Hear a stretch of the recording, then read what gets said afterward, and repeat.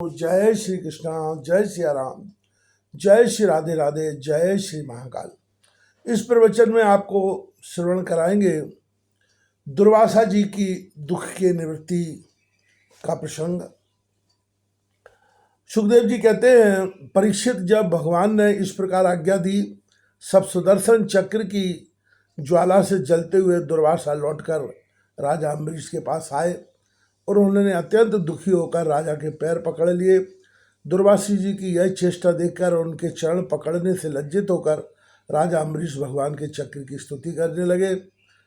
उस समय उनका हृदय दयावश अत्यंत पीड़ित हो रहा था। अम्बरीश ने कहा, प्रभु सुदर्शन, आप अग्नि स्वरूप हैं, आप ही परम समर्थ सूर्य हैं, समस्त नक्षत्र मंडल के अधिपति चंद्रमा भी आपके स्वरूप है। जल, पृथ्वी, आकाश, वायु, पंच तन्मात्रा और संपूर्ण इंद्रियों के रूप में भी आप ही हैं। भगवान के प्यारे हजार दांत वाले चक्रदेव, मैं आपको नमस्कार करता हूँ। समस्त अस्त्र शस्त्रों को नष्ट कर देने वाले एवं पृथ्वी के रक्षक, आप इन विप्र की रक्षा कीजिए। आप ही धर्म हैं, मधुर एवं सत्यवाणी हैं। आप ही समस्त यज्ञों के अधिपति और स्वयं यज्ञ भी हैं। आप समस्त लोकों के रक्षक एवं सर्वलोक स्वरूप भी हैं। आप परम पुरुष परमात्मा के श्रेष्ठ तेज हैं। सुनाम, आप समस्त धर्मों की मर्यादा के रक्षक हैं। अधर्म का आचरण करने वाले असुरों को भस्म करने के लिए आप साक्षात अग्नि हैं। आप ही तीनों लोकों के रक्षक एवं विशुद्ध तेजोमय हैं। आपकी गति मन के वेग के समान है और आपके कर्म अद्भुत हैं। मैं आपको नमस्कार करता हूँ, आपकी स्तुति करता हूँ। वेदवाणी के अधीश्वर, आपके धर्ममय तेज से अंधकार का नाश होता है और सूर्य आदि महापुरुषों के प्रकाश की रक्षा होती है। आपकी महिमा का पार पाना अत्यंत कठिन है। ऊंचे नीचे और छोटे बड़े के भेद से युक्त यह समस्त कारणात्मक संसार आपका ही स्वरूप है। सुदर्शन चक्र, आप पर कोई विजय नहीं प्राप्त कर सकता। जिस समय आप निरंजन भगवान आपको चलाते हैं और आप दैत्य एवं दानवों की सेना में प्रवेश करते हैं, उस समय युद्ध भूमि में उनकी पूजा उदर, जंघा, चरण और गर्दन आदि निरंतर काटते हुए आप अत्यंत शोभायमान होते हैं। विश्व के रक्षक, आप रणभूमि में सबका प्रहार सह लेते हैं। आपका कोई कुछ नहीं बिगाड़ सकता। गदाधारी भगवान ने दुष्टों के नाश के लिए ही आपको नियुक्त किया है। आप कृपा करके हमारे कुल के भाग्योदय के लिए दुर्वासा जी का कल्याण कीजिए। हमारे ऊपर यह आपका महान अनुग्रह होगा। यदि मैंने कुछ भी दान किया हो, यज्ञ किया हो अथवा अपने धर्म का पालन किया हो, यदि हमारे वंश के लोग विप्रों को ही अपना आराध्य देव समझते रहे हों, तो दुर्वासा जी की जलन मिट जाए। भगवान समस्त गुणों के एकमात्र आश्रय हैं। यदि मैंने समस्त प्राणियों के आत्मा के रूप में उन्हें देखा हो और वे मुझ पर प्रसन्न हो, तो दुर्वासा जी के हृदय की सारी जलन मिट जाए। श्री सुखदेव जी कहते हैं कि जब राजा अम्बरीश ने दुर्वासा जी को सब ओर से जलाने वाले भगवान के सुदर्शन चक्र की इस प्रकार स्तुति की, तब उनकी प्रार्थना से चक्र शांत हो गया। जब दुर्वासा चक्र की आग से मुक्त हो गए और उनका चित्त स्वस्थ हो गया, तब वे राजा अम्बरीश को अनेकानेक उत्तम आशीर्वाद देते हुए उनकी प्रशंसा करने लगे। दुर्वासा जी ने कहा, धन्य, आज मैंने भगवान के प्रेमी भक्तों का महत्व देखा। राजन, मैंने आपका अपराध किया, फिर भी आप मेरे लिए मंगल कामना ही कर रहे।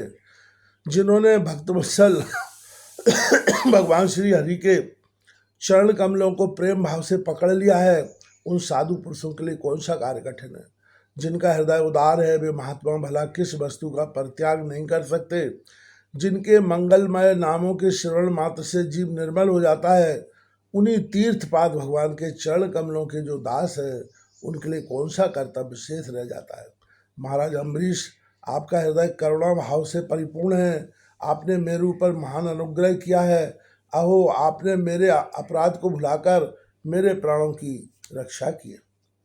परीक्षित, जब से दुर्वासा जी भागे थे, तब से अब तक राजा अम्बरीश ने भोजन नहीं किया था। वे उनके लौटने की बाट देख रहे थे। अब उन्होंने दुर्वासा जी के चरण पकड़ लिए और उन्हें प्रसन्न करके विधि पूर्वक भोजन कराया। राजा अम्बरीश बड़े आदर से अतिथि के योग्य सब प्रकार की भोजन सामग्री ले आए। दुर्वासा जी भोजन करके तृप्त हो गए। अब उन्होंने आदर से कहा, राजन अब आप भी भोजन कीजिए। अम्बरीश, आप भगवान के परम प्रेमी भक्त हैं। आपके दर्शन, स्पर्श, बातचीत और मन को भगवान की ओर प्रवृत्त करने वाले आतिथ्य से मैं अत्यंत प्रसन्न और अनुग्रहित हुआ हूँ। स्वर्ग की देवांगनाएं बार बार आपके इस उज्जवल चरित्र का गान करेंगी। यह पृथ्वी भी आपकी परम पुण्यमयी कीर्ति का संकीर्तन करती रहेगी। श्री सुखदेव जी कहते हैं, दुर्वासा जी ने बहुत ही संतुष्ट होकर राजा अम्बरीश के गुणों की प्रशंसा की और उसके बाद उनसे अनुमति लेकर आकाश मार्ग से उस ब्रह्मलोक की यात्रा की, जो केवल निष्काम कर्म से ही प्राप्त होती है।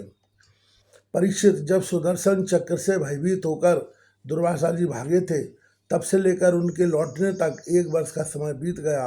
इतने दिनों तक राजा अम्बरीश उनके दर्शन की आकांक्षा से केवल जल पी कर ही रहे। जब दुर्वासा जी चले गए तब उनके भोजन से बचे हुए अत्यंत पवित्र अन्न का उन्होंने भोजन किया। अपने कारण दुर्वासा जी का दुख में पड़ना और फिर अपनी ही प्रार्थना से उनका छूटना, इन दोनों बातों को उन्होंने अपने द्वारा होने पर भी भगवान की महिमा समझा। राजा अम्बरीश में ऐसे ऐसे अनेकों गुण थे। अपने समस्त कर्मों के द्वारा वे परब्रह्म परमात्मा श्री भगवान में भक्ति भाव की अभिवृद्धि करते रहते थे। उस भक्ति के प्रभाव से उन्होंने ब्रह्मलोक तक के समस्त भोगों को नरक के समान समझा। तदनंतर राजा अम्बरीश ने अपने ही समान भक्त पुत्रों पर राज्य का भार छोड़ दिया और स्वयं में वन में चले गए। वहाँ से बड़ी धीरता के साथ आत्मस्वरूप भगवान में अपना मन लगाकर गुणों के प्रवाह रूप संसार से मुक्त हो गए। परीक्षित, महाराज अम्बरीश का यह परम पवित्र आख्यान है। जो इसका संकीर्तन और स्मरण करता है वह भगवान का भक्त हो जाता है।